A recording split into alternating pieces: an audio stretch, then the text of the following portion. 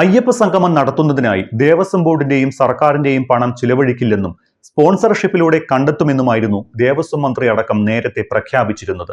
പരിപാടി കഴിഞ്ഞ് 45 ദിവസത്തിനകം വരവ് ചെലവ് കണക്കുകൾ അറിയിക്കണമെന്ന് ഹൈക്കോടതിയും നിർദ്ദേശിച്ചിട്ടുണ്ട്. ഇതിനിടയിലാണ് സർപ്ലസ് ഫണ്ടിൽ നിന്ന് പണം ചിലവഴിച്ചതായി രേഖകൾ പുറത്തുവരുന്നത്. സംഗതി എന്തായാലും വിവാദമാകുമെന്ന് കണ്ട് ദേവസ്വം ബോർഡ് വിശദീകരണം നൽകി കൈകഴുകാനുള്ള ശ്രമം നടത്തുകയാണ്. സ്പോൺസർഷിപ്പിലൂടെ ഈ തുക കണ്ടെത്തി സർപ്ലസ് ഫണ്ടിലേക്ക് തിരിച്ചെത്തിക്കുമെന്നാണ് ദേവസ്വം ബോർഡ് ഇപ്പോൾ പറയുന്നത്. സർപ്ലസ് ഫണ്ടിൽ നിന്ന് മതപരമായ സമ്മേളനങ്ങൾക്കും പ്രഭാഷണങ്ങൾക്കും പണം ചെലവഴിക്കാൻ വ്യവസ്ഥയുണ്ട് എന്നും ഈ തുക പിന്നീട് സ്പോൺസർഷിപ്പിലൂടെയാണ് നികത്തുന്നത് എന്നുകൂടി ഒരു ന്യായീകരണം ഇതിന് ദേവസ്വം ബോർഡ് നൽകുകയാണ്.